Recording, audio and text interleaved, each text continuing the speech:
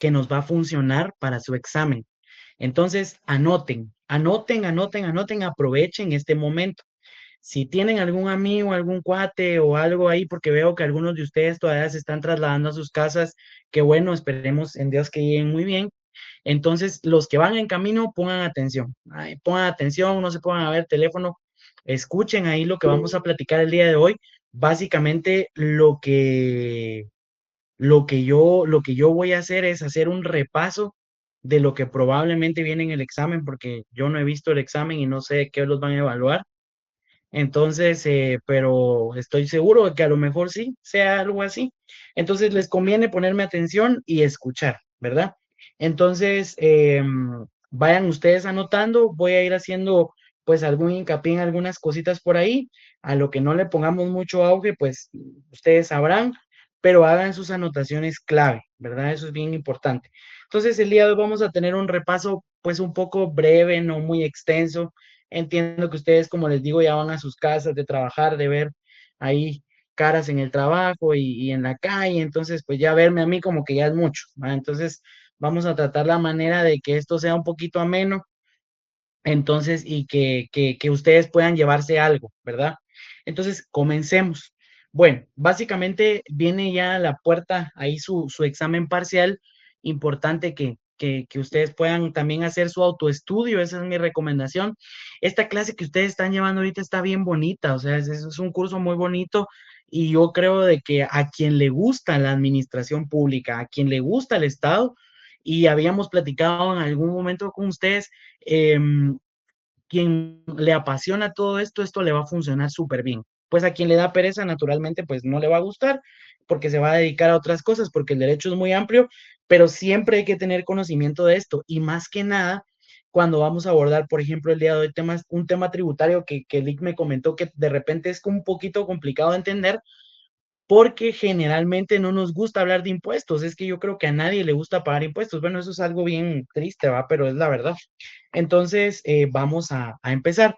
Voy a usar de base yo un documentito que ahorita les voy a reproducir acá, que lo voy a utilizar. Si ustedes lo tienen, sería genial, porque esto les va a ustedes a dar la oportunidad de poder ir anotando sobre su documento. Entonces, usemos esta base que estoy acá colocando yo y básicamente vayamos anotando rasgos importantes que nuevamente les digo, les van a funcionar, ¿verdad? Entonces, hagamos una recapitulación de lo que hemos estado hablando, bueno, lo que han ustedes estado abordando en clase y iniciemos hablando de los recursos públicos, ¿verdad? Habíamos hablado en algún momento cuando yo les hablé del presupuesto de que el Estado de Guatemala o cualquier Estado necesita sí o sí plata para funcionar. O sea, no podemos concebir un Estado que no tenga dinero para pagar sus necesidades. Fíjense ustedes que hoy, el día de hoy, yo estaba en los juzgados civiles y estaba yo pidiendo unos recibos para que me hicieran un efectivo, un lanzamiento y estaba pidiendo yo el recibo y no me pidieron que llevara yo hojas ni nada, me dieron lo que necesitaba y me puse yo a reflexionar verdaderamente, pues estos son los recursos del Estado. El Estado tiene la obligación de resolverme, de darme y efectivamente pues uno los ve ahí materializados, ¿verdad? No se ve tan materializado porque los elevadores de los civiles no están funcionando, pero vamos a que existe un recurso económico, una parte económica para que el Estado sostenga. Entonces, cuando nos pregunten qué son los recursos públicos, son todos aquellos ingresos que el Estado va a percibir a través de las diferentes fuentes de financiamiento para ejercer sus funciones. Básicamente, para financiar el gasto público, como nos lo dice nuestra guía. Entonces, este gasto público es esa carga económica que el Estado debe de soportar para poder cumplir sus fines. A ver, ahora, ¿cómo el Estado percibe estos recursos económicos? Tenemos tres formas básicas y generales. La primera son los tributos. Más adelante vamos a abordar cómo se clasifican estos tributos. Posterior a ello tenemos la deuda pública, que habíamos platicado la última vez, que la deuda es cuando el Estado de Guatemala, a través de las instituciones financieras internacionales, pide apoyo económico en calidad de préstamo, tiene que pagar intereses como ustedes y yo lo podríamos hacer en una institución financiera de derecho privado y de esa manera obtener recursos, ¿verdad? Que sabemos que eso lo tiene que aprobar el Congreso. Y por último, aquellos ingresos patrimoniales que el mismo Estado percibe derivado de su actividad, ¿verdad? Y esto lo voy a abordar acá en el segundo punto. Luego vamos a ver que hay una pequeña clasificación de estos recursos públicos. Ojo con esta clasificación, eso ahí ténganlo muy presente, probablemente les sirva para su examen. Dice que tenemos tres formas generales de distinguirlos. Primero, por el origen. ¿Cuál es la fuente de este recurso? Los originarios y los derivados. Cuando hablamos de un originario, nos vamos a referir a todo aquello que pudiera llegarse a producir por el mismo Estado, si bien sabemos el Estado no genera, no produce, no genera rentas ni ganancias como tal, porque no es una empresa, esa no es la naturaleza del Estado. Sin embargo, la misma actividad del Estado le permite percibir ingresos de una u otra forma. Un ejemplo de esto es, por ejemplo, cuando nos cobran el ingreso, pero eso lo voy a abordar, yo sé que hoy voy a decir, voy a abordar más adelante, pero podría verse como, por ejemplo, la figura de una tasa cuando hablamos de tributos, pero no lo es, porque al final el Estado está pidiéndome una cantidad económica de dinero, pues a cambio de permitirme algo, pero no me da algo. Entonces podría hablarse acá. Por ejemplo, cuando el Estado mismo, un ejemplo muy bueno de esto podría ser cuando se extinguen bienes, ¿verdad? Que son provenientes de hechos ilícitos, se ponen a disposición de la Senaved y yo no sé si ustedes han podido ver, pero ahí en una página de la Senaved en Facebook, e incluso yo lo vi en Marketplace, me llamó mucho la atención, cómo es que la Senaved promueve el arrendamiento de estos bienes inmuebles, que muchas veces son objeto de extinción de dominio y que los ponen a esta administración. El Estado hace que esto genere una cantidad económica de dinero y de esa cuenta pues se puede dar un originario y luego un derivado, que un ejemplo muy común, ejemplo, por favor, anoten en su guía esto, más que tal vez preguntar sobre qué es, yo creería que sería muy bueno colocarlo como un ejemplo porque nos podría servir para el examen, que un recurso derivado de origen, un recurso de origen derivado podría ser un tributo, ¿verdad? Podría ser un impuesto a través de la potestad que tiene el Estado de Guatemala para poder generar esta carga tributaria o esta obligación jurídica tributaria y que esto podría ser muy perfectamente este supuesto. Y ahora también nos habla de la naturaleza, ¿verdad? Pueden ser tributarios y pueden ser no tributarios. Cuando yo me refiero a un recurso que proviene de una razón tributaria, es porque hubo un procedimiento a través del Congreso de la República, de la potestad del Estado de Guatemala, para decretar impuestos y dijo, ok, todos los ciudadanos van a pagar una cantidad de dinero cuando se dé un hecho generador.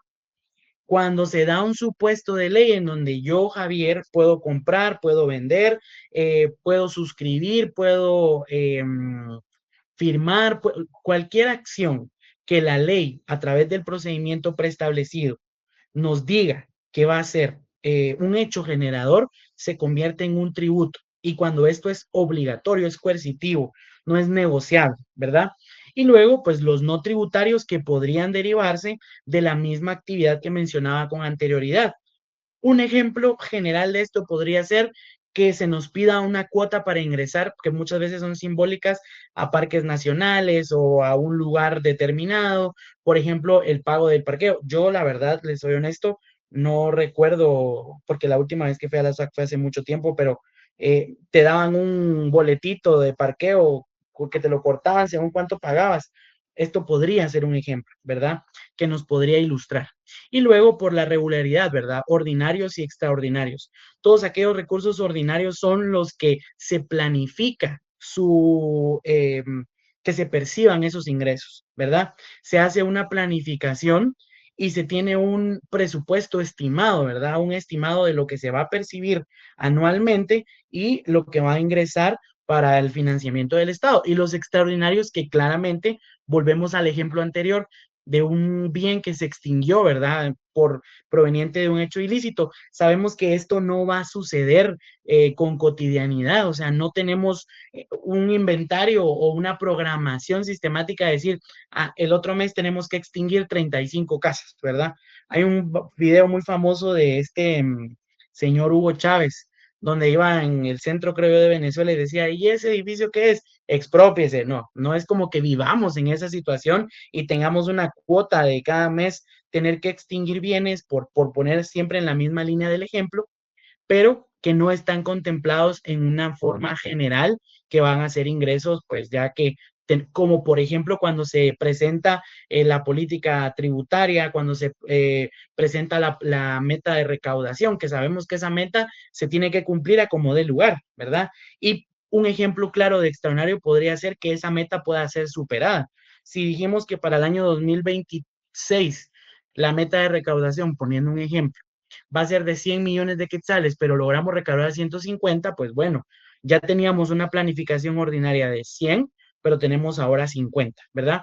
Y luego vamos a hablar de algo que a mí me gusta mucho y me apasiona, y es precisamente el segundo punto importante de nuestro examen, que va a ser los tributos, ¿verdad? O hablar un poquito del derecho tributario. Cuando nosotros hablamos del derecho tributario, recordemos que vamos a hablar de una rama del derecho financiero, ¿verdad? Que va a estudiar la forma en que contempla las instituciones, doctrinas, normativas y que contemplan el quehacer de la recaudación tributaria, básicamente, ¿verdad? Que nos va a dar parámetros, nos va a dar normas, tanto para el contribuyente como para el mismo Estado a través de la institución recaudadora, para que esta función pueda llevarse a cabo. Entonces, algo bien importante acá es poder analizar el poder tributario que tiene el Estado de Guatemala a través del devenir constitucional. Y esto es bien importante, nosotros poder analizar que para que exista esta carga, esta fuerza jurídica que tiene el Estado de podernos imponer estos impuestos, tiene que estar eminentemente establecido en la ley. ¿Y dónde nos vamos a ir a buscar esto? Pues en nuestra constitución política, donde claramente en el régimen económico se nos dice la forma en cómo el principio de legalidad se van a emitir o se van a decretar más bien los impuestos que nos van a regir, ¿verdad? Y que estos impuestos van a tener ciertos principios que nos van a nosotros como sujetos pasivos de esos impuestos a poder permitir defendernos frente a esta potestad jurídica que tiene el Estado a través de decretar estos impuestos. Entonces es bien importante que ustedes puedan saber o analizar cómo funciona el poder tributario del Estado, cuáles son sus características esenciales y qué límites va a tener. Y las características esenciales son que debe de estar sujeto a los principios que emana la Constitución. ¿Y cuáles son estos principios? Naturalmente, el principio de legalidad, que es únicamente el Congreso de la República quien puede decretar estos impuestos. Y aquí hay una situación bien compleja porque en muchos lugares, yo no sé si ustedes alguna vez han ido a la playa, pues espero que sí, y que muy seguido, ojalá, y se han dado cuenta cuando a veces uno va para Monterrico, por ejemplo, este es el ejemplo que yo viví, y están unas personas en la calle con unos tickets de la municipalidad, no recuerdo qué municipalidad es, donde te cobran el paso de la calle, ¿verdad?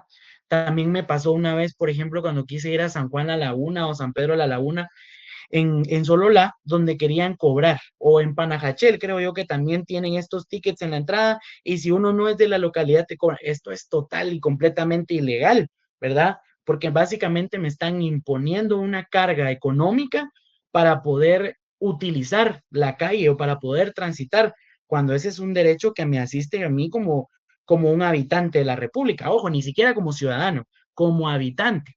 Entonces, y es que más adelante quiero hacer esa distinción, porque si estas municipalidades o estas entidades públicas me estuvieran cobrando una cantidad de dinero a cambio de una prestación, sería completamente legal y estarían haciendo uso de este poder tributario que tiene el Estado.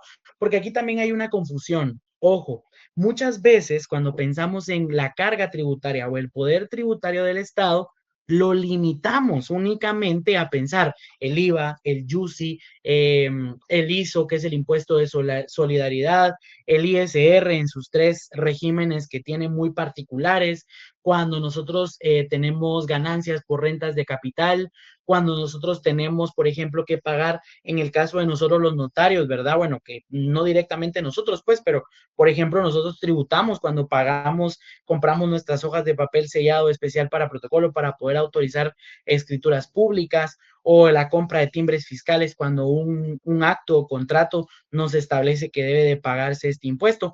O sea, no limitarnos únicamente a esto cuando hablamos de tributo, ¿sí? Porque cuando hablamos de tributo hablamos de un todo. ¿Hablamos de qué? Hablamos de impuestos, hablamos de tasas, hablamos de contribuciones por mejoras, podemos hablar de arbitrios que generalmente son emanados por las municipalidades, pero que cada uno de ellos tiene una particularidad, ¿verdad?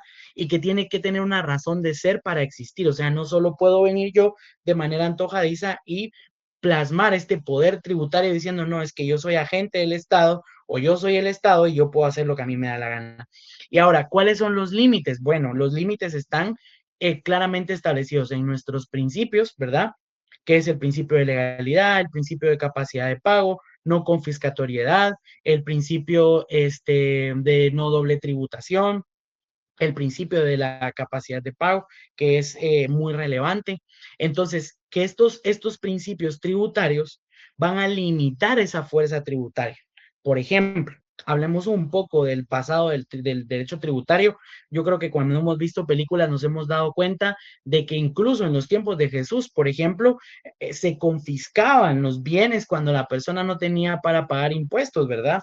Algo que al día de hoy esas figuras existen, pero debe haber procedimientos previos. O, por ejemplo, el principio de la capacidad de pago.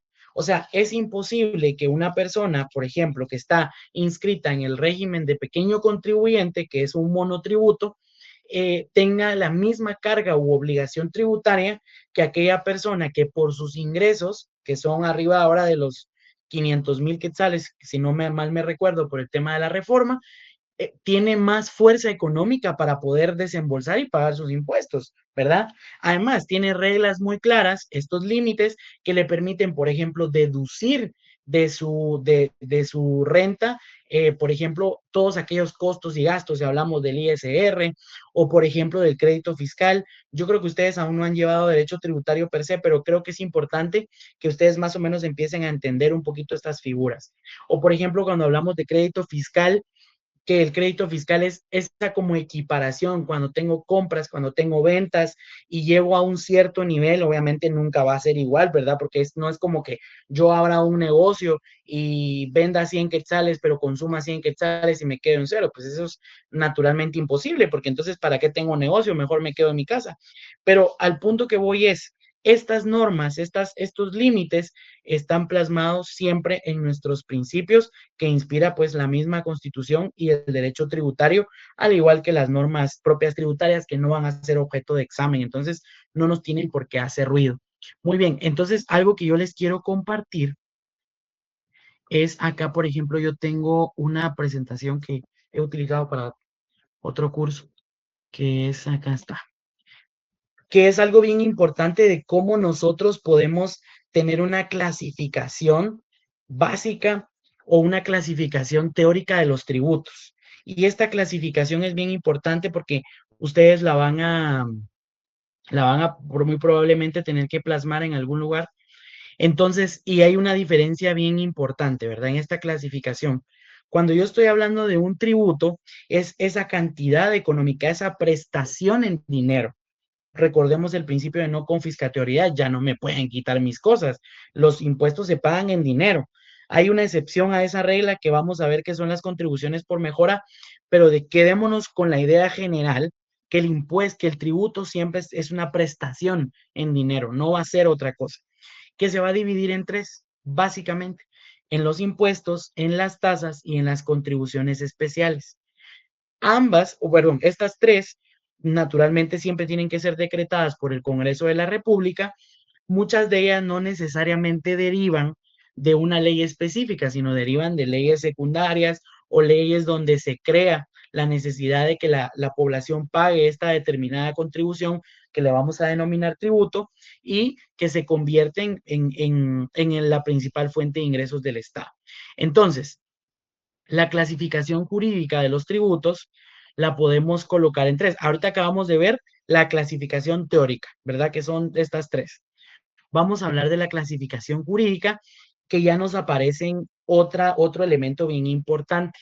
Y es que, por ejemplo, acá ya nos aparece una clasificación jurídica en cuanto a un impuesto, a contribuciones especiales, contribuciones por mejoras y los arbitrios, ¿verdad? Que esto lo vamos a ir analizando cada uno de ellos. Los impuestos ya sabemos que son generales, decretados por el Congreso de la República y que para que existan es necesario ciertos elementos. Primero, el sujeto activo, que es el Estado quien lo va a cobrar. Posteriormente, el sujeto pasivo, que es la persona obligada a pagar este impuesto. Y otra característica esencial del impuesto es que tiene que tener siempre, sí o sí, una tasa determinada o un porcentaje determinado, que es la tasa impositiva, y tiene que tener muy, pero muy bien marcado el hecho generador, ¿verdad? Un impuesto no va a ser un impuesto si no tiene un hecho generador. Y el hecho generador es una expectativa de derecho. ¿Y a qué me refiero con esto de expectativa de derecho?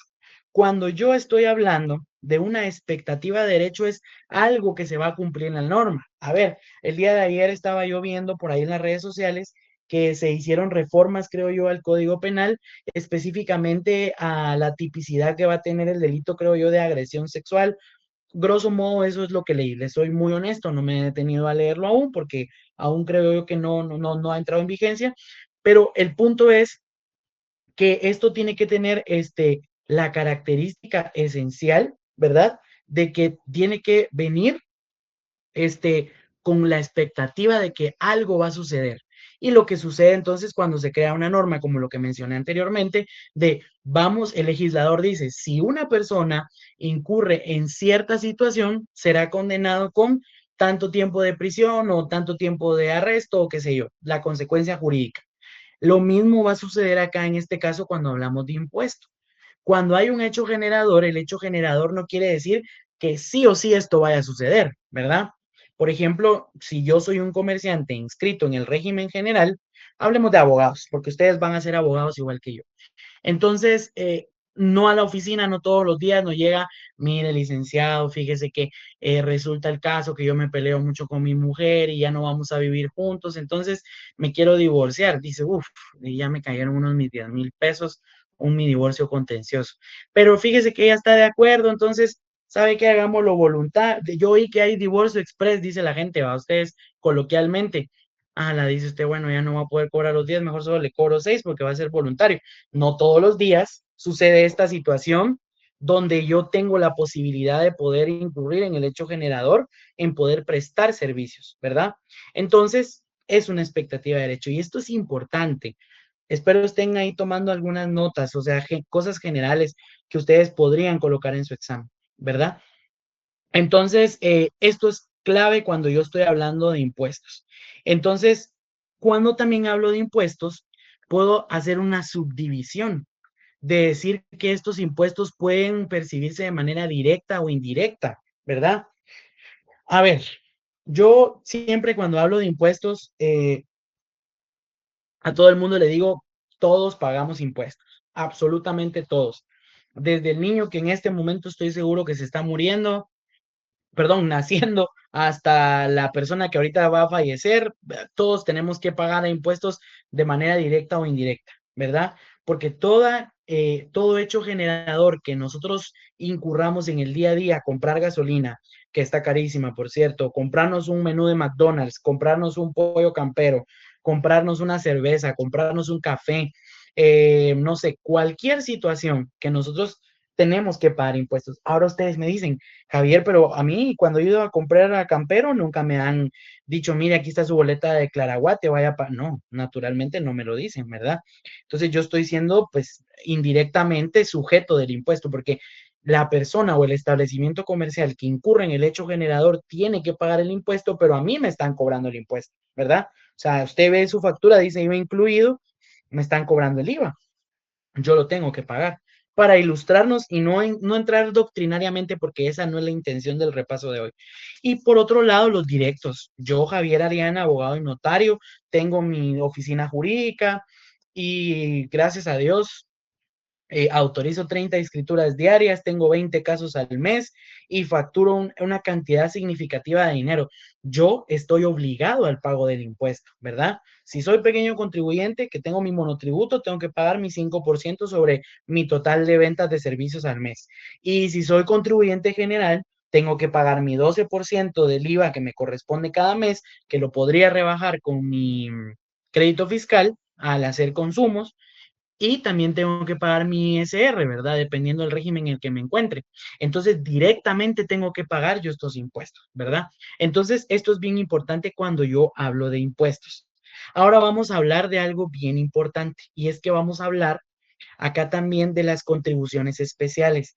Estas contribuciones especiales son dadas por el Congreso de la República, ¿verdad? También, pero son derivadas de la prestación de una obra determinada que haga una entidad o una persona determinada a favor de la obra pública. Y esto es bien importante porque al final del día, las contribuciones especiales son como prestaciones no dinerarias que se dan a través de ciertas situaciones que están contempladas en la ley y que la persona, valga mi redundancia, perdón, contribuye al Estado a través de la realización de esta situación y de esa manera puede aportar y puede reducir incluso su carga impositiva. De igual manera funcionan las contribuciones por mejora, ¿verdad? Tienen la misma naturaleza y tienen la misma razón de ser. Y por último, acá en mi presentación aparecen los arbitrios, ¿verdad? Que básicamente los arbitrios son tributos municipales que se utilizan para financiar pues servicios generales que se den dentro de la municipalidad, ¿verdad? Por ejemplo, podrían ser los boletos de ornato cuando se pagan eh, estas cantidades de dinero y que se utilizan para determinada situación, o por ejemplo que se establece el pago por alguna utilización de un parqueo, como lo que sucede en la antigua Guatemala, que yo creo que es totalmente ilegal. Y si algún día yo llego a ser magistrado de la Corte de Constitucionalidad, prometo que vamos a eliminar ese famoso marbete. Ahora andan con un POS ustedes. Es que son tan increíbles, que están bien avanzados, que uno no sabe ni de dónde salen. Usted va bien tranquilo, bueno, a mí al menos ese es mi vicio, ir a desayunar los domingos en la mañana y usted se acaba de parquear, son las 6 de la mañana, cuando de la nada, ahí anda el señorcito, va con su máquina ahí ya del back, haciéndolos, viendo, si usted no pagó, multa, 500 pesos. Pero si no, son 20. Lo bueno es que algunos son amables, entonces no duele pagarlo. Pero bueno, el punto es, nos dan ahí nosotros contribuimos por algún servicio que da la municipalidad.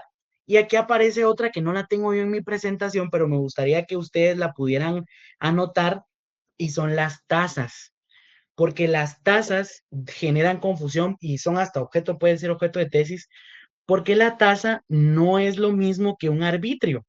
El arbitrio puede verse como algo que emana la municipalidad y que se puede utilizar como un fondo que es privativo de la municipalidad. Pongo el ejemplo porque es el más perfecto. Pero lo que sucede acá cuando yo tengo un arbitrio es que no me están dando una prestación directa a cambio. En cambio, cuando yo hablo de una tasa, sí, porque si yo pago una tasa municipal o registral, por ejemplo, el tema de los aranceles, por poner un ejemplo, para que ustedes y yo me entiendan, si ustedes se dedican a procurar, ayudan en alguna oficina jurídica y les toca pagar, por ejemplo, aranceles en el registro de la propiedad, en el registro mercantil o qué sé yo, pues a cambio nos dan una prestación. Esta es la característica de la tasa, bien importante, que es un tributo que a cambio me otorga una prestación, ¿verdad? O sea, no solo es un pago vacío, si usted lo quiere ver de esta manera, es que me dan a mí una prestación. ¿Qué prestación? Por ejemplo, si la Municipalidad de Antigua Guatemala me cobra a mí una cantidad dineraria por parquearme en la calle, pues que me cuide el carro, ¿no? Ahí tiene que tener un viene que me esté cuidando mi carro, porque yo lo estoy dejando ahí, me tiene que dar una prestación, pero no, ellos dicen esto es un arbitrio, entonces, bueno, paguémoslo así. Pero la tasa tiene la particularidad que me va a dar algo a cambio, ¿sí? Por poner otro ejemplo. Hay situaciones que naturalmente el Estado no lo puede proveer todo gratuito, porque obviamente hay gastos operativos, pero hablemos para poner ejemplos del registro de una marca. El registro de una marca sí es un derecho que todas las personas nos asiste, sin embargo, pues no considero yo, a mi juicio particular, no es algo que sea indispensable para vivir el día a día. No es como que si yo no tengo registrada mi marca de mouse, yo esté siendo víctima de una violación a derechos humanos por el Estado de Guatemala porque no me garantiza la certeza jurídica de tener registrado. No, no, un momento. O sea, no nos vayamos por las ramas. Si yo quiero registrar una marca, si yo quiero registrar una patente, si yo quiero registrar una empresa, el Estado me dice, te voy a cobrar una cantidad de dinero por hacer efectivo ese registro. Obviamente no tiene que ser desmedido, claramente no, pero tienen que cobrarme una cierta cantidad de dinero a cambio de, por ejemplo, bueno, al día de hoy me tocó, tuve que pagar una multa por, sé que no es el caso, pero para poner un ejemplo, por presentar un testimonio especial extemporáneo fuera del tiempo que establece la ley. Entonces, al final del día, a mí me están dando la certeza o la garantía de que mi testimonio está ingresado en el registro de Archivo General de Protocolos.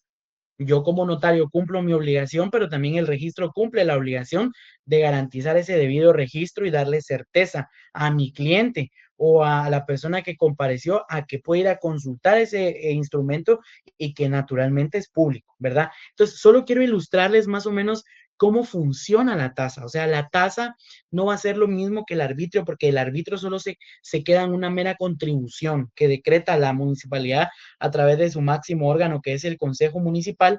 En cambio, la tasa sí me trae a cambio una prestación. Entonces, sí, bueno, yo no, pero el profesor les pregunta en el examen si hay una diferencia entre la tasa y el arbitrio, claramente la hay. ¿Y cuál es la más esencial? Póngame atención y anote que en la tasa a cambio me tienen que dar a mí una prestación. Pues no, obviamente no va a ser en dinero, sino va a ser a través de algo determinado. Por ejemplo, inscribirme algo, otorgarme algo, tengo que tener algo a cambio. Esto es clave y si hablamos más, ya no terminamos y no nos vamos esta noche. Muy bien, entonces creo yo que con esta clasificación que les mencioné estamos muy bien y eso les va a servir mucho para su examen. Y por último, para no aburrirlos más y ir cerrando este bloque de derecho, de repaso breve de derecho tributario, vamos a pasar a hablar un poquito sobre la evasión y la elusión fiscal. Estas dos terminologías son importantes porque no son lo mismo, claramente no son lo mismo. Y ahorita yo les voy a contar por qué. Y les voy a contar con ejemplos para que ustedes puedan darle una razón. Entonces, este, cuando yo estoy hablando de la diferencia clave entre la evasión y la elusión tributaria, la primera va a consistir en que una tiene un asiento legal, tiene un asiento legal, perdón. Va a tener alguna forma en que la ley prevé vacíos o la ley prevé ciertas situaciones que me van a permitir a mí generar, cuando hablo de ilusión fiscal, me van a mí permitir generar ciertos beneficios, ¿verdad? Y que esto me va a permitir a mí reducir mi carga tributaria, ¿sí? Entonces, si ustedes lo quieren poder ver así desde una perspectiva más técnica, la elusión es una estrategia fiscal. Eso es la elusión, no es otra cosa, ¿verdad? Son estrategias fiscales que devienen de qué? De las mismas normas tributarias. Fíjense ustedes que si son contadores, algunos de ustedes, o trabajan o ven temas tributarios, van a poderse dar cuenta que la ley prevé ciertos mecanismos para que la carga tributaria disminuya. Un ejemplo claro de esto es, vamos a poner un ejemplo y pónganme atención. Yo soy contribuyente del impuesto sobre la renta y como mi empresa es una constructora, tengo muchos gastos. O sea, yo pago personal, pago materiales, pago predio para tal cosa, tengo muchos gastos porque soy una constructora. Dimensionen este tipo de negocio. Va. Entonces, mi carga tributaria obviamente va a ser alta porque mi facturación es alta, porque resulta de que yo ayudo a construir edificios en Calle Alanto, ya se pueden imaginar cuánto cobro. Entonces resulta de que mi carga, mi facturación es alta, pero mi carga de gastos es alta también. Entonces la ley a mí me dice, usted puede tener costos y gastos deducibles para el impuesto sobre la renta, ¿sí? y esto le va a permitir a usted bajar su renta impositiva, ¿verdad? Y que su renta bruta, donde va a determinar el pago del impuesto, pues sea menor y usted pague menos.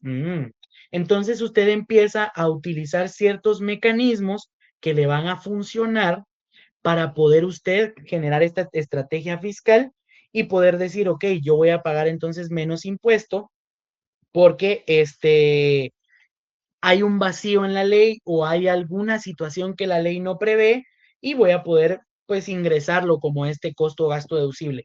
Estamos hablando de este caso eminentemente concreto.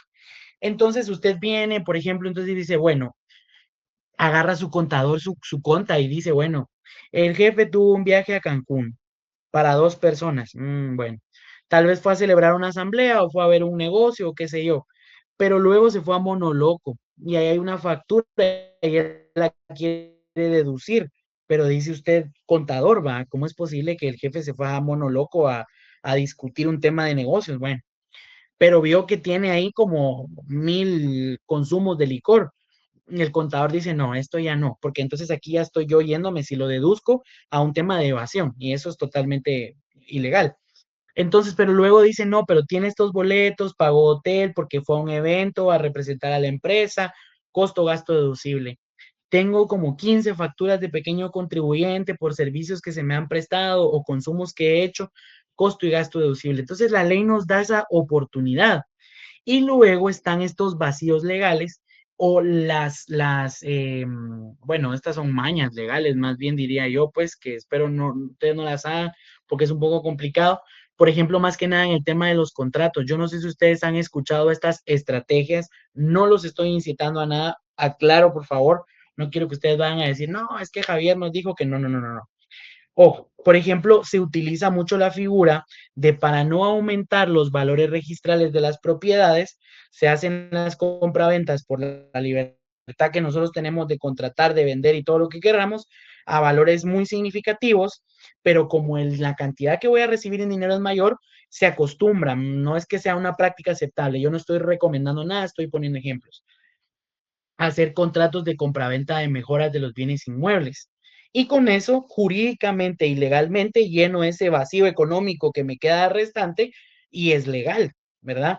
Entonces, al final del día, pues no hay nada ilegal, se pagan impuestos, se tributa como corresponde, pero son mecanismos de ilusión, ¿verdad? Que se pueden utilizar.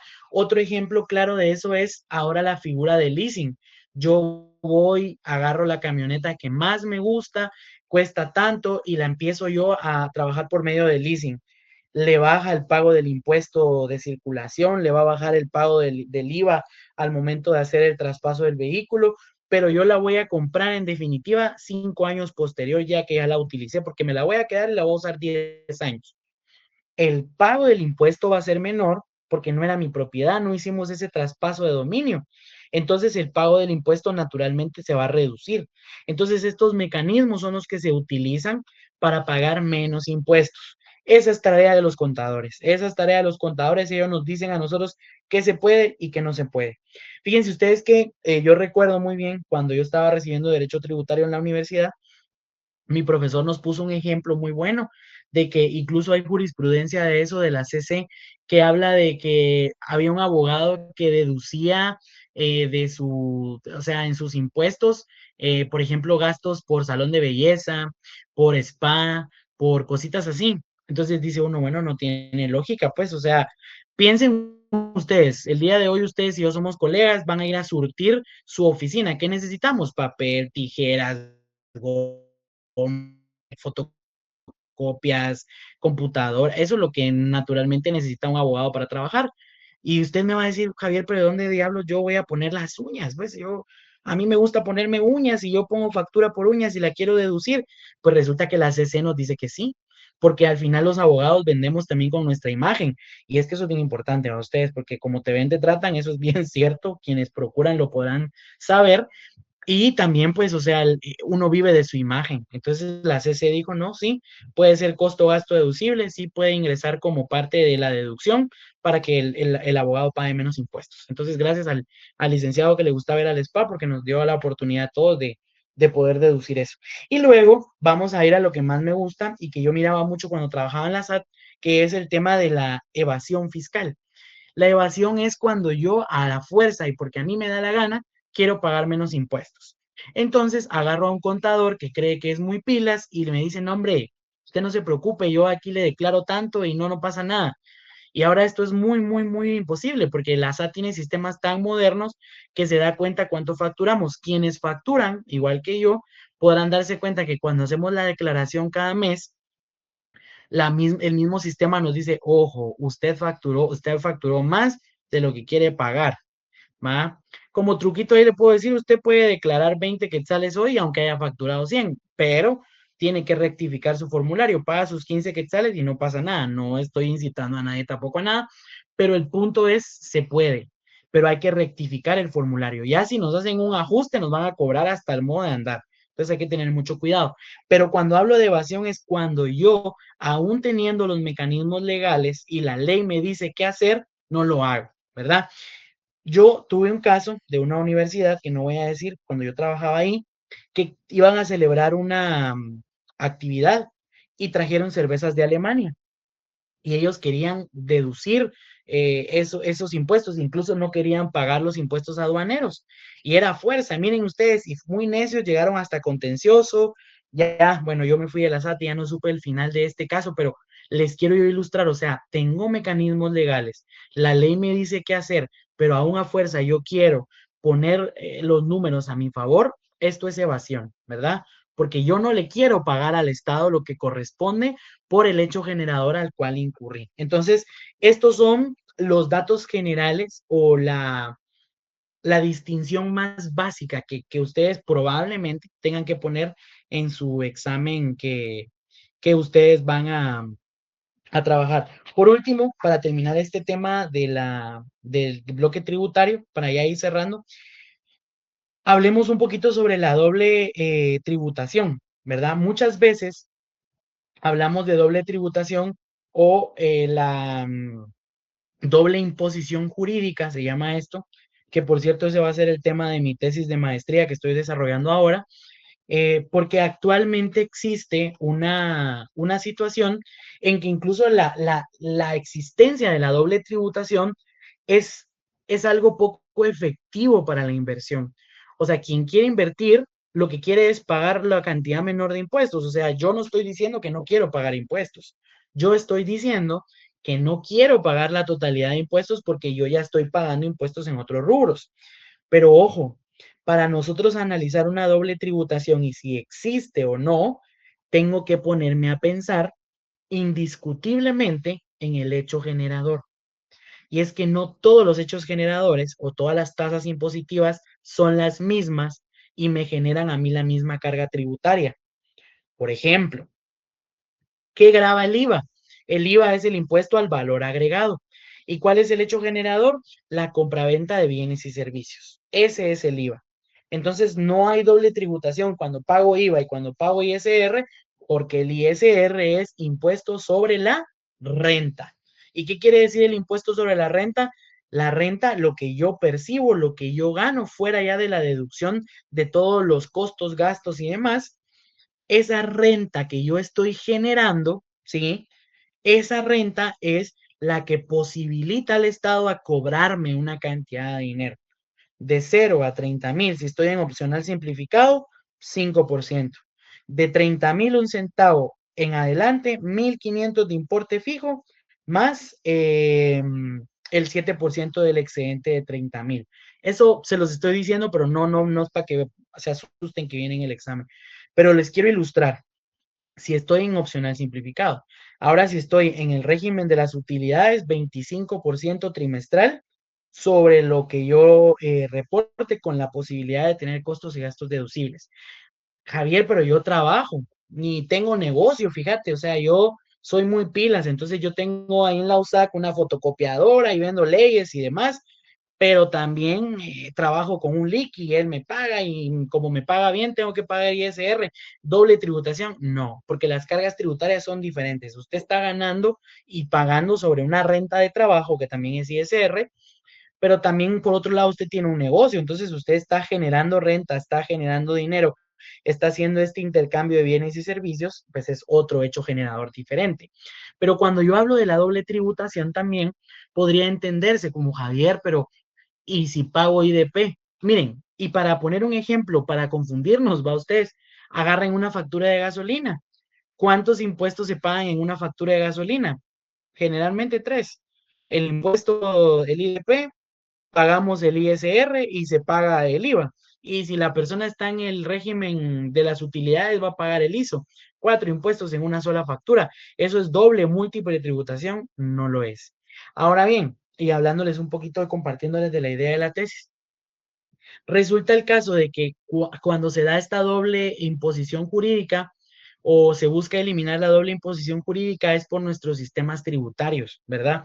Por ejemplo, nosotros tenemos un sistema tributario de renta territorial, que la renta territorial se va a limitar únicamente al pago de un impuesto en el territorio de Guatemala.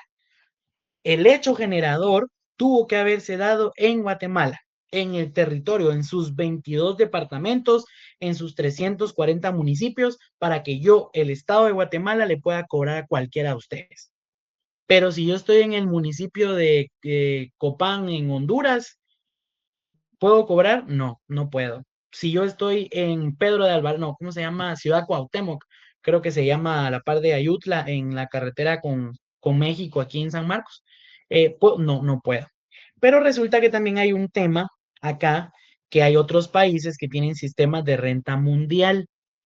Y esta renta mundial hace referencia a que yo puedo cobrar una cantidad de dinero, este, si yo soy el estado que impone esta renta, por ejemplo, México, que tiene esta situación de renta mundial, y mi habitante, mi contribuyente, me va a pagar a mí, pero también pago en Guatemala, porque vino el mexicano, o bueno, yo soy guatemalteco, me voy a dar clases a la UNAM, ¿no? Dios quiera algún día, me voy a dar clases yo a la UNAM y estoy pagándole, la UNAM me paga y me debita impuestos, pero sigo siendo ciudadano guatemalteco y si genero renta acá, yo pago. Entonces estoy teniendo una doble imposición jurídica, ¿verdad? Estoy pagando renta de impuestos sobre la renta en México, pero también lo pago en Guatemala, ¿verdad? Y esto naturalmente y directamente afecta a mi patrimonio, ¿verdad? Porque estoy teniendo una doble imposición jurídica, esta doble tributación. Entonces, este es un aspecto muy, muy interesante. Es algo que no se da muy comúnmente en Guatemala y si se diera esta, que la doble tributación es prohibida por principio constitucional, tendría que darse porque el mismo hecho se grava dos veces o más, pero es técnica y jurídicamente imposible que eso suceda porque ya les expliqué yo que para que exista esta imposición jurídica, el hecho generador es particular en cada caso, ¿verdad? Y les voy a poner un último ejemplo, perdón, es que a mí me gusta mucho este tema, entonces yo hablo mucho de eso, pero, por ejemplo, ¿qué sucede? ¿Qué sucede si yo soy contribuyente del impuesto del monotributo? Porque el pequeño contribuyente no es IVA, es un monotributo, porque no pago ni IVA ni pago ISR, es decir, no soy ni chicha ni soy limonada, soy horchata porque estoy pagando una cantidad determinada de dinero, una tasa impositiva por el hecho generador de prestar o vender servicios, prestar servicios o vender bienes y solo pago una cantidad, una tasa impositiva por un hecho generador. Si diera el caso, si yo soy el contribuyente que paga ISR, paga ISO y paga monotributo de pequeño contribuyente, pero es técnicamente imposible. O sea, eso sí va a suceder solo si usted tiene una persona jurídica y usted es dueño. Su mamá tiene una acción, que eso es muy común, y usted tiene 99 acciones, ¿verdad? Pero ya estamos hablando, usted sabe, usted y si yo sabemos, que si estamos hablando de una persona jurídica, es una persona total y completamente diferente, ¿verdad? Entonces, pero la doble tributación es un poquito más fumada y va más enfocada en el tema de las rentas, en los sistemas de generación de renta, es decir, cómo se genera la renta, si es renta mundial o renta territorial.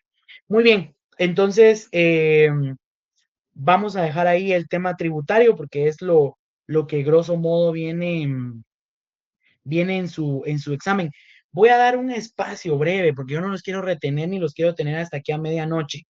¿Alguien tiene alguna duda, pregunta o comentario? Hasta las y 20 tengo para resolverlas. Muy breve, sea muy Licenciado, puntual. disculpe, Sí, disculpe, ahí en la diapositiva se ve abajo una hoja, pero no la publicó, no la puso en la pantalla. No sé si es de espérenme, interés.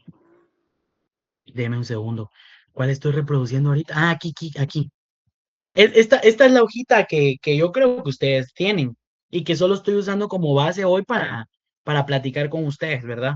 Yo de verdad espero que ustedes estén anotando ahí cositas pequeñas que yo les digo porque yo creo que yo no sé si yo leí el examen, no sé, pero tal vez les ayudo yo un poco. Véanlo como un chance de que yo les estoy ayudando un poco hoy a esto. Entonces, pero bueno, muchas gracias. Bueno, entonces pasamos, aquí tenía doble tributación. Vamos a presupuesto. Eso lo vimos la última vez. Vamos a analizar aquí un par de preguntitas nomás.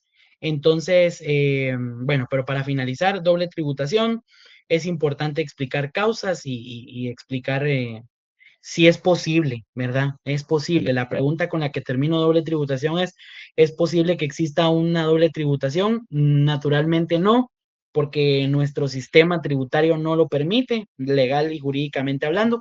Miren, y para terminar, yo sé que me apasiona esto y me gusta hablar de esto, pero fíjense ustedes que es bien importante y yo los invito a ustedes a que ustedes y yo seamos parte de esa rama de abogados que les gusta este derecho tributario y hay billete aquí, hombre. Lo que pasa es que la gente dice, no, cuando uno está estudiando, uno recibe derecho penal y dice, sí, que el derecho penal y que usted es penalista. Hasta se compra pantalones grandes, va a decir, para hacerle ruedito, doble ruedo y todo el rollo. Y dice usted, yo soy un penalista, como he visto ahí en TikTok un par de señores que les gusta hacer videos. Y usted se emociona porque usted piensa que va a andar con 3 guardaespaldas y un picopón. Cálmese, eso también lo puede hacer si ve de tributario, porque la defensa fiscal del contribuyente es tan importante. Fíjense ustedes que mandan a llamar la SAT, porque la SAT tiene buenos elementos. Bueno, cuando me fui yo ya bajó de nivel, pero tiene buenos elementos, creo yo. Mucha gente muy buena, pero también tiene gente muy mala, como en toda la administración pública. Y resulta el caso que mandan a llamar a cualquiera y a la gente le tiemblan las piernas, ¿va? Fíjense que una de mis primeras tareas cuando yo llegué a asuntos jurídicos era ir a notificar providencias de requerimiento de información. Entonces lo que hacíamos era requerir la información a la gente por cuando fueron representantes legales, por ejemplo, ¿va? O ellos si eran contribuyentes individuales de ciertos periodos de tiempo. Y cuando se hacían estos mandamientos que los emitía el juzgado de económico coactivo, lo que ponían era, y otra documentación que requiera la SAT. Momento, mi amigo. Usted no me puede decir a mí otra documentación. Dígame qué documentos quiere. Usted quiere mi certificación de nacimiento, yo se la doy. Usted quiere el acta de nacimiento del Papa, yo se la doy. Pero usted no me puede, porque si no, entonces usted me puede pedir a mí el acta de nacimiento de Jesús y no la tengo. Entonces, la defensa fiscal es importante por esto, precisamente, y lo dejamos como a un lado y como que no le ponemos mucho asunto, pero es una muy buena campo laboral, ¿verdad? El derecho tributario es muy amplio, la gente le tiene miedo o le tiene empacho porque piensa que va a haber números. Miren, lo que menos he visto yo son números, o sea, sí, porque sí hay medios de prueba, contabilidad y más cuando son contabilidades viejas, pero eso ya lo ve el experto, eso lo ve el contador, el auditor, el financiero, y él ya nos da a nosotros nuestro dictamen y nos dice cómo y nosotros interpretamos. Utilizamos el derecho, ¿verdad? No la ley. Miren, eso se los dejo siempre como mensaje. No sean de esos abogados que dicen, no, es que actuamos apegados a la ley. Ahí es una red flag eso, ¿verdad? O sea, nosotros somos abogados y nuestra misión es interpretar el derecho, no solo la ley. La ley es una de las fuentes del derecho y esto funciona para la materia tributaria. Muy bien, ya no voy a hablar más de esto porque me voy a picar. Luego, vamos a ver aquí que tenemos el presupuesto. Habíamos hablado que el presupuesto, se recuerdan, es un instrumento jurídico financiero. Si usted coloca eso en su examen, usted va a ser un astro, usted va a ser una estrella brillante, porque eso es el presupuesto, es un instrumento jurídico financiero que contiene la estimación de ingresos y autoriza los gastos del Estado. Si usted coloca eso, usted es una mente brillante. te va a salir en aquel programa que salía antes en el canal 13. Entonces, coloque eso y le va a ir muy bien.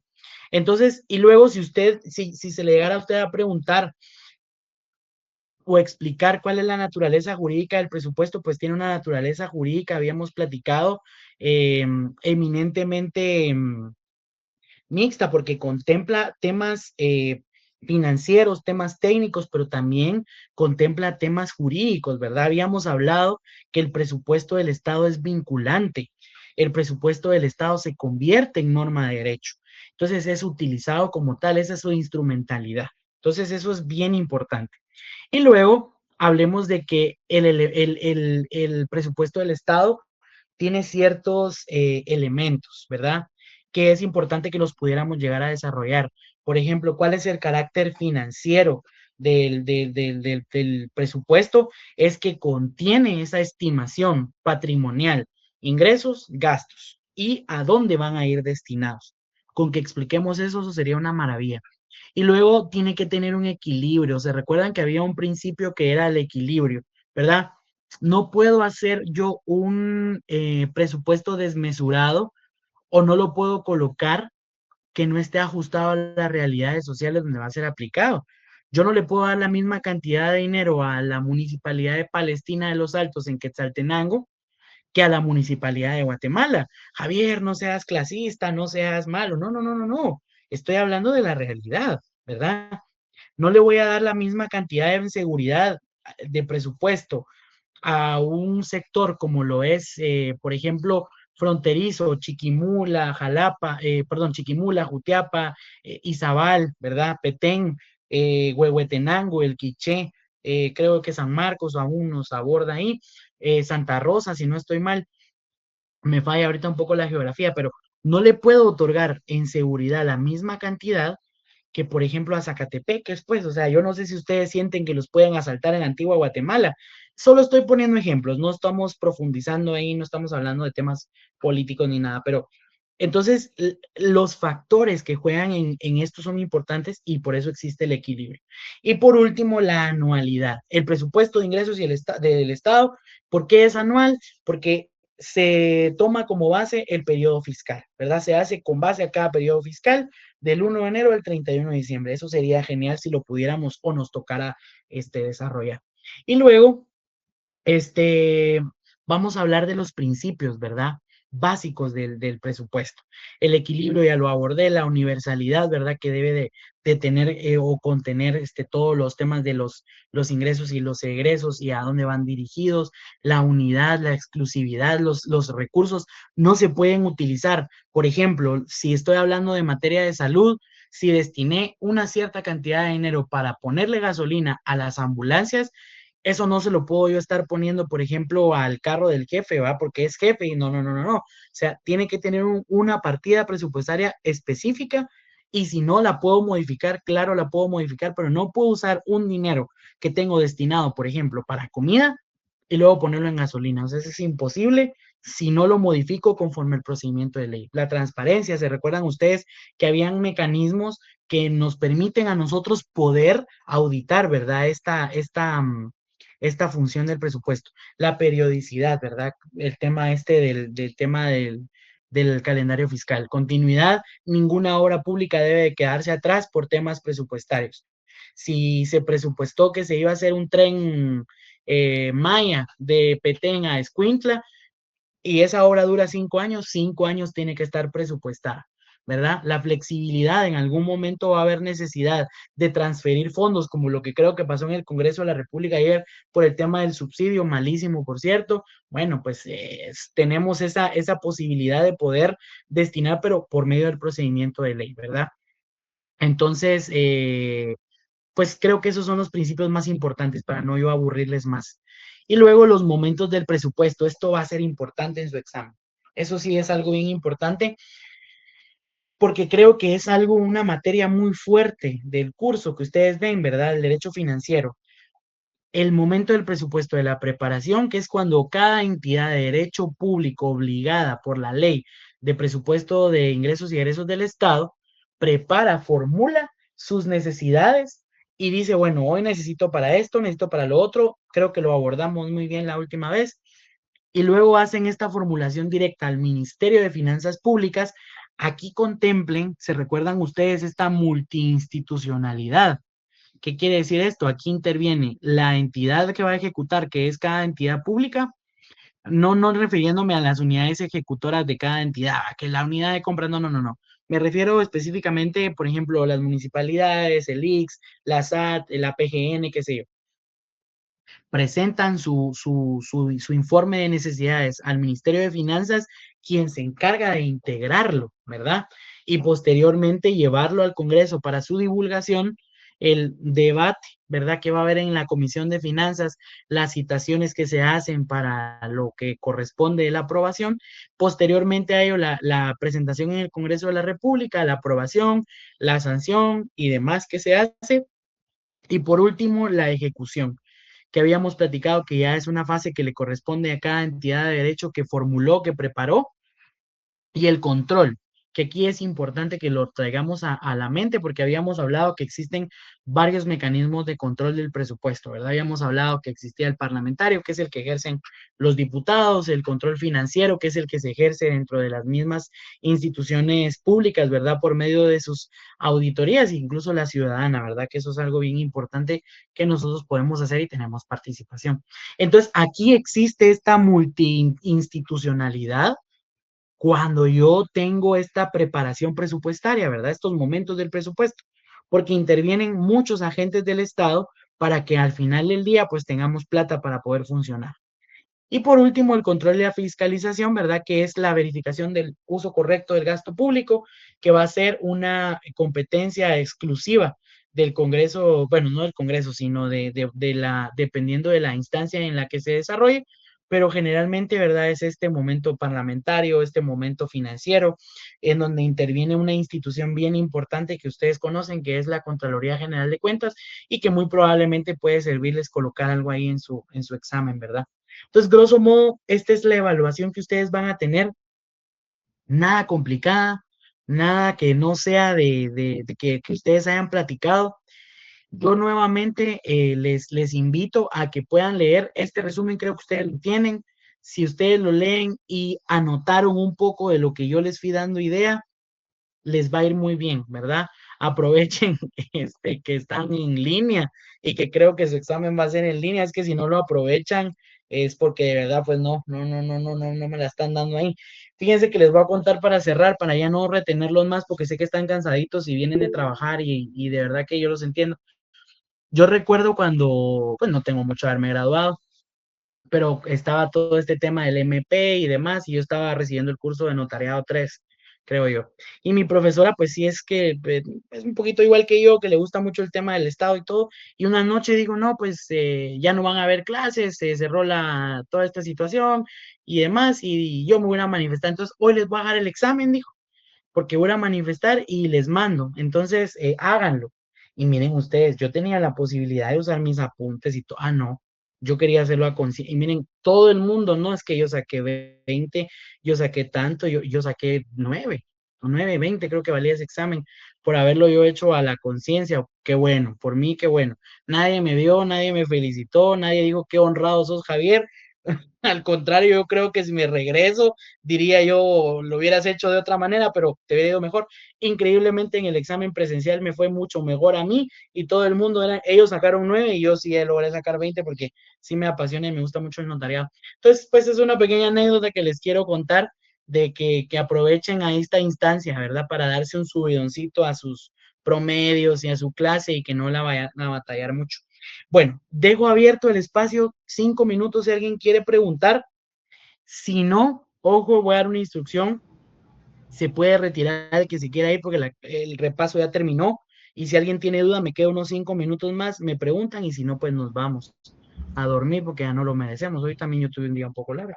Entonces, no sé si alguien tiene alguna duda, pregunta o comentario o pues nos vamos todos a la casa. Licenciado Zulo, buenas noches. Disculpe, solo tengo una duda. ¿Las preguntas del licenciado van a ser directas? En alguna parte sí, en alguna parte sí y en alguna parte van a tener que desarrollar. Por eso, si usted fue ahí, fue algo, percibió algo, lo que yo dije, cuando yo les iba dando notas de lo que íbamos hablando, así, poniéndole más énfasis, creo que ahí es donde pudiera haber un lugar para desarrollar algo, ¿verdad? Entonces, probablemente, miren, ojo, y eso lo hablé yo con él y eso es cierto. No hay preguntas de, a ver, dígame, ¿qué dijo Javier Ariana en el 2019? No, no, no, eso no es objetivo. Pero sí vienen ciertas cosas donde ustedes tienen que desarrollar ciertos elementos.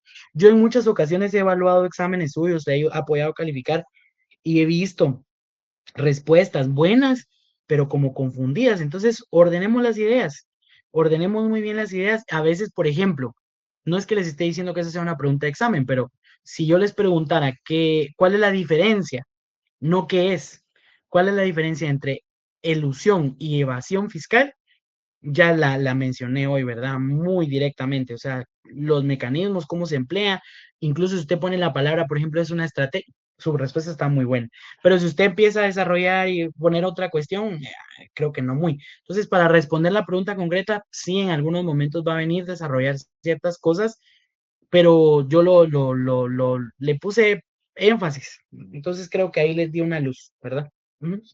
Gracias. Bueno, entonces, si gustan, los estoy viendo en otra oportunidad. Me gusta mucho compartir con ustedes y les agradezco mucho que estén acá conmigo. Nuevamente les digo yo, a pesar de que ustedes están cansaditos, yo lo entiendo. Aquí cualquier cosa, como siempre, porque yo estoy al servicio de ustedes de la academia. Suena muy romántico, pero a mí sí me gusta la academia y me gusta mucho que la gente piense, porque ahora hay muchos abogados que no les gusta pensar. Entonces aquí les dejo yo mi correo. Si alguien necesita algo, escríbame con toda confianza y póngame ahí que necesita ayuda de algo con la clase o como sea, y yo de todo corazón estoy para servirles. Bueno, un gusto Muchas verlos. gracias. La mejor de las Dijo que noches iba a para dar todos una y cada uno de ustedes. instrucción, dijo que iba a dar instrucciones. Ah, no, no, no, no, no, no, no. O dije instrucción. Sí, Lick, sí lo No, no, dijo. no, no, no.